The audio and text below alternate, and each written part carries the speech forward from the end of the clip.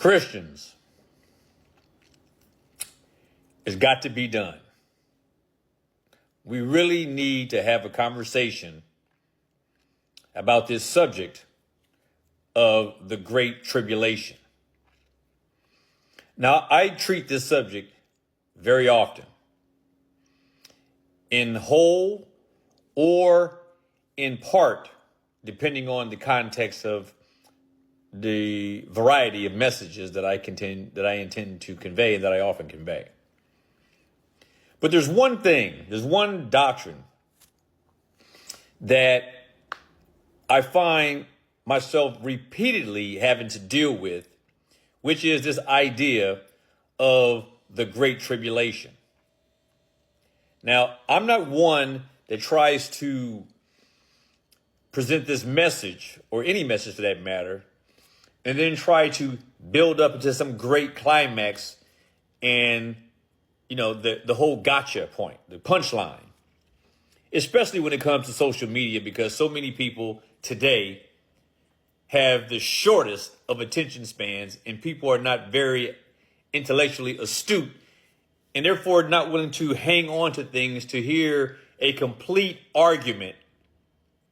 But because of that, I'm going to tell you up front what my premise is and what I intend to prove. And that is that the Bible teaches nothing about a 7-year or the Great Tribulation. It's simply not taught in the Bible at all. It is not true. The 7-year tribulation, or the quote unquote Great Tribulation, is not a biblical teaching at all. It is not. At the outset, I must say, I am open to the challenge of anyone. I dare any of you to prove where you find a 7-year tribulation anywhere in the Bible. Anywhere. There is no 7-year tribulation. Some of you dispensationalists, you're going to go look in and try to tell me that it's taught clearly and plainly in Daniel chapter 9, when in fact it is not. There is nothing in Daniel 9 that says anything about a 7-year tribulation, let alone the word 7-year or the expression 7-year, or nothing about tribulation in Daniel. Daniel mentions nothing about tribulation in any form or fashion. None. So let's clear the record there, clear the air there. If you are going to be biblically accurate, whether you believe in 7-year tribulation or not, you have to admit that Daniel 9 says nothing about it. Now, the other places that people will go to say that the Bible teaches a 7-year tribulation is Revelation, the book of Revelation. The book of Revelation says nothing about a 7-year tribulation. Absolutely nothing. There is no 7-year tribulation or the Great Tribulation mentioned anywhere in the book of Revelation. Again, I challenge you to see this, to show me this. Now, there's only one other place that the Bible ever says and puts the two words Great Tribulation together. Now, so far, I have one listener who has already said, all I see is Great Tribulation. And he actually says, all I see is Great Tribulation. But what is interesting is that what he does and what other people do is they capitalize great, and they insinuate that this Great Tribulation is a proper term or a proper expression, when in fact the Bible doesn't say that. So when you see Great Tribulation in the Bible, you do see it once in Matthew 24. And what it says is Great Tribulation. In other words, intense tribulation. That's what it means. Intense tribulation. It doesn't mean a period of time that is specified as the Great Tribulation. To that, I must say that when the Bible says in Matthew 24:21, for then shall be great tribulation, the definite article is not there. In other words, you don't see the Great Tribulation. All you see is great tribulation in Matthew 24. Xavier, you see that? There is only great tribulation. And there is no definite article. And great tribulation there, great is an adjective describing the tribulation. In other words, it is describing tribulation as being great or intense. In other words, this is going to be a high level or a high degree of tribulation. It is not talking about a specific carved out 7-year specified properly as the Great Tribulation. It is not there in the Bible. Again, Christians, please listen to me, because I'm not trying to just be argumentative and trying to just be the cause of this great debate and disruption. What I want to do is to prove one point, is that even if you disagree with everything that I'm saying and that I'm about to say, what I'm hoping you are willing to admit as serious Christians and serious students of the Word of God, you have to admit this. The Bible never says anything about a 7-year tribulation anywhere. The Bible never says the Great Tribulation anywhere.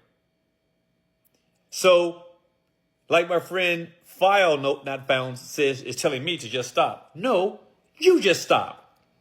Because what I can't stand to hear people do, like this person, is this. People love to say, you're wrong, stop saying it, that's not true, but never do these people tell me I'm wrong. So if you're going to tell me to stop, tell me why, or be quiet. Because more often than not, most of you who talk about this subject have no idea what you're talking about, but you love to go on and tell people they're wrong about things. So I have no problem carrying on. This is what I love about social media, for instance, as opposed to the pulpit. Because here, as far as I'm concerned, I'm on the street. On the street.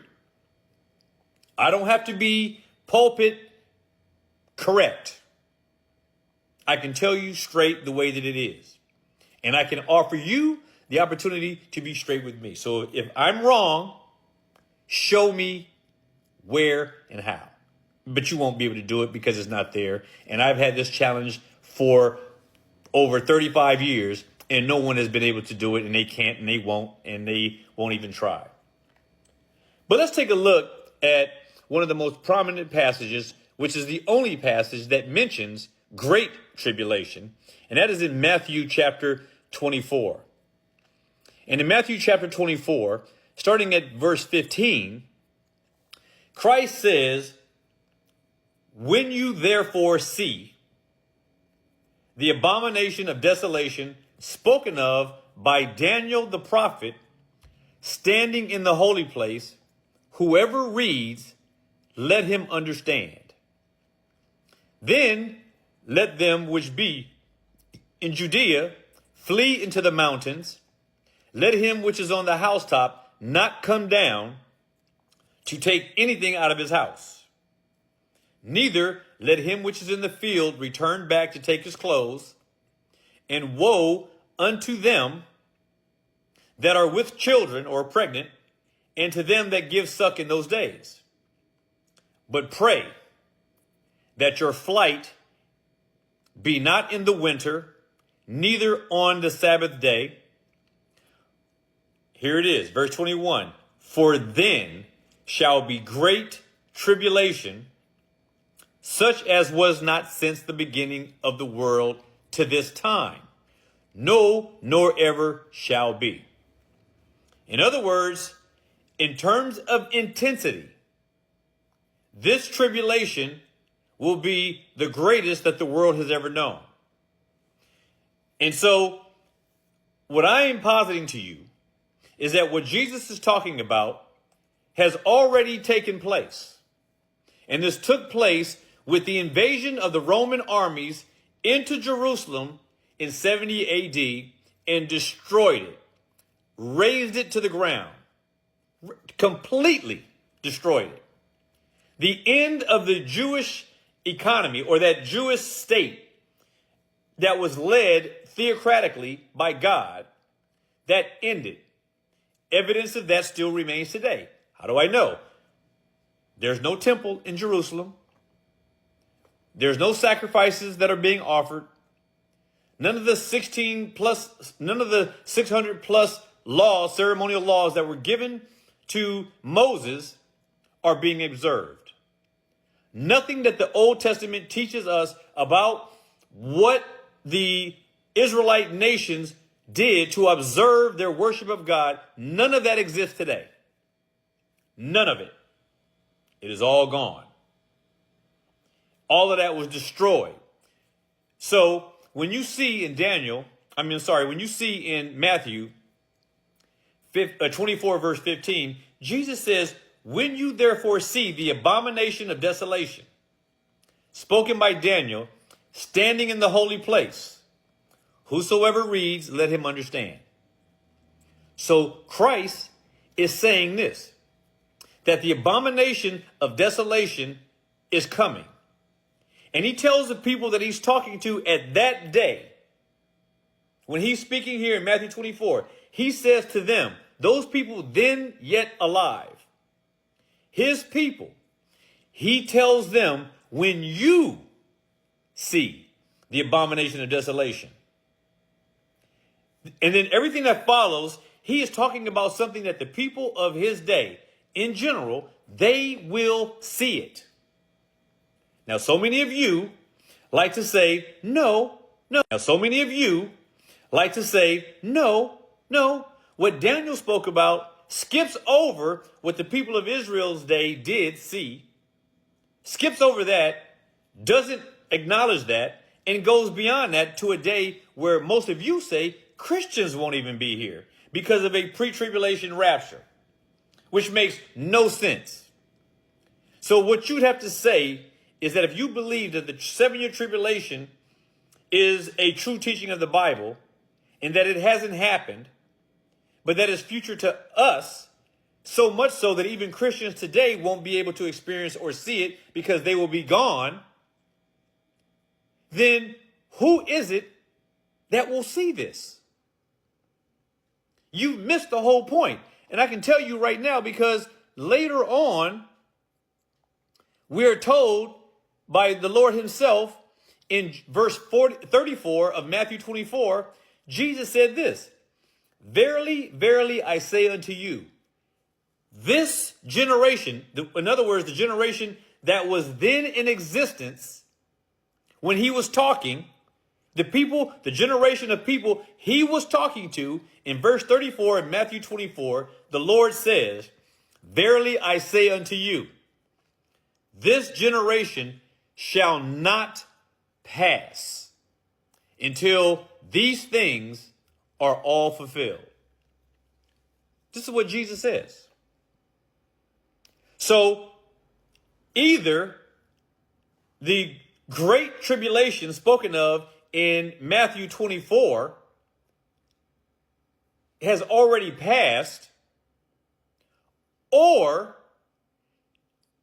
this has been, at the time he was speaking until now, this has been the longest generation in human history. A generation that is still continuing. But typically speaking, and this does not take much effort to understand, but typically speaking in the scriptures, a generation lasted approximately 40 years. You go look it up. Go read the genealogies. They all tell you the same thing. That's a separate study. I can do that one day. But today, suffice it to say, trust me. Trust your own eyes when you read the scriptures, that a generation is approximately 40 years. Jesus was 33 and some odd months on earth, or when he died. He left and ascended to heaven sometime after 33 years of age, approximately 3.5 years, which is midway into Daniel's 70th week. A week of years in Daniel's prophecy in chapter 9 was 7 years. Do you believe it was a coincidence that Jesus Christ started his ministry at the age of 30 and then died and resurrected right around 33.5 years on earth? Meaning that from the time he began his ministry, when he was baptized by John the Baptist, till the time he died and ascended, was 3.5 years. 3.5 years.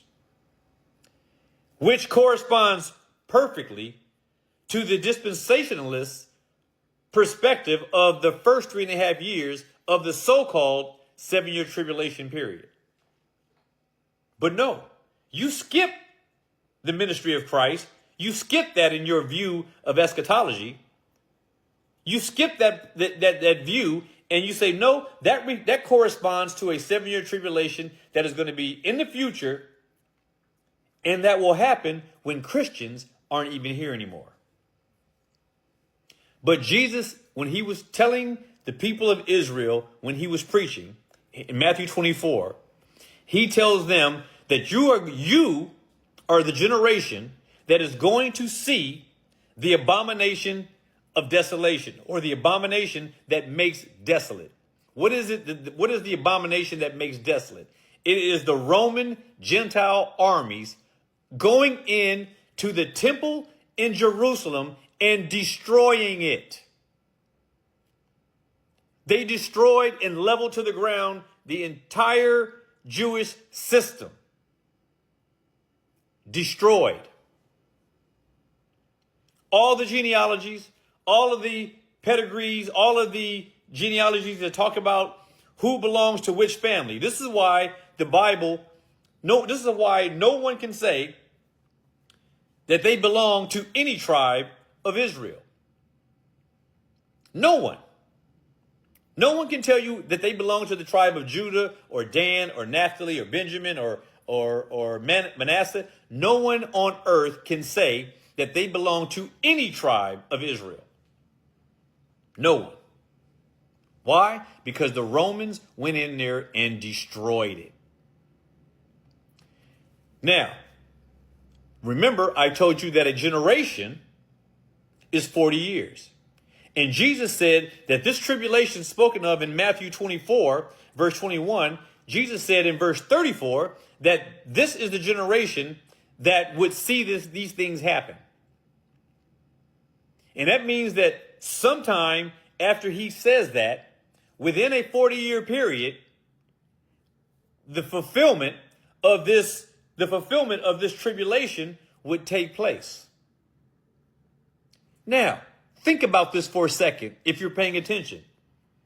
And I'm talking about the real students of the word, the people that really love the word of God. Challenge me. Consider me wrong and test what I'm saying and see whether it's true or not.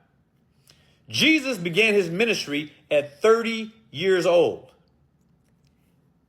70 AD was when the Roman armies went in and destroyed Jerusalem and dispersed all of the Jews who were dispersed all over the world. You mean to tell me you think it's purely a coincidence, a coinky-dink, that Jesus began his ministry at 30 years of age, and then exactly 40 years later, a generation, the Roman Empire and the Roman armies come into Jerusalem and level it to the ground? The temple, the worship, the sacrifices, everything, and disperse the Jews all over the world, which has not changed since then. Think about it. Do you think it's a coincidence that the first 3.5 years of your so-called 7-year tribulation corresponds exactly to the 3.5 years that Christ was on earth? I mean, that began his ministry from 30 to 33 and however, whatever months went by, approximately 3.5 years. Jesus' ministry was 3.5 years. Now, those of you who are dispensationalists, you say that your 7-year tribulation period, the first part of it is 3.5 years, 42 months. And you say that that first 3.5 years was a time of peace.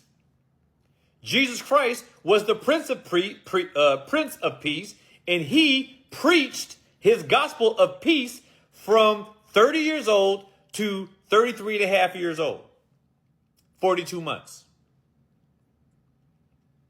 Do you think that was a coincidence? And then we have to understand that, again, that generation, Jesus himself said they would see these things all happening. So now, if you go back to Matthew 24, it says that when you see, he tells the people of Israel, he says that when you see the abomination of desolation spoken of by Daniel standing in the holy place. What is the holy place? The temple of God. The holy place is the temple of God. And he tells them that you're going to see in your generation the Roman armies, the Gentile armies, storm the temple in Jerusalem, the most holy place, and they're going to destroy it. And he says that when they come in and you see them in the temple, the abomination of desolation, which is the abomination that makes desolate or that makes empty or that desecrates. He says in verse 16, then let them which be in Judea flee into the mountains. Now, how would they flee into the mountains if the abomination of desolation had taken place? Where do they find the time? He says, let them which are in Judea flee to the mountains. Let them who are on the housetops not come down to take anything out of his house. Neither let him which is in the field turn back and take his clothes. Woe unto them who are pregnant. Woe unto them who have young babies that they're giving suck to, that they're nursing. And he says to pray that your flight be not in the winter, neither on the Sabbath day. Because what he's telling them is this. He's warning them. He's saying, listen, when you see the abomination of desolation come into Jerusalem and enter to the temple and abominably making desolate the temple or desecrating it, when you see that happening and they desecrate it by their simple presence and entrance into, it wasn't holy to the Roman Empire, to the Roman armies. But the abomination of desolation was the Romans going into the physical temple of Jerusalem and destroying it. And in case you don't know, if you haven't read The Wars of the Jews by Josephus, you will know that over 1 million Jews were killed. Over 1 million Jews were killed. The Romans weren't playing. But here's the reason why people were able to flee. Because Vespasian, the Roman general Vespasian, you can look all this up, Vespasian. Vespasian was the one that Rome sent in to destroy Jerusalem. But at some point along the way, he made it to Jerusalem, and then he was recalled back to Rome. But Rome didn't want the campaign to stop, but they wanted Vespasian back. So they sent Vespasian's son into Jerusalem, and Vespasian's son is Titus. Titus was the one who went in. So when were the people going to escape? They escaped when Vespasian did a U-turn to head back. But there would be some time from the time that he left to the time that Titus came into Jerusalem. And that was the time that the warning that Christ made would stand. And that's the time where they should run and flee. In other words, don't wait. Vespasian came in.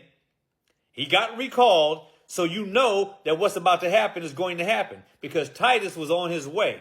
And it is when Titus, it is between the time that Vespasian leaves and that his son Titus comes in to destroy Jerusalem. And that was the time, that window was the opportunity that the Lord gave providentially for the Jews to escape.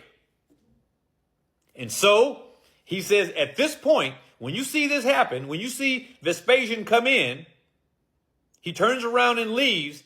This is the time where you who are in Jerusalem should flee to the mountains.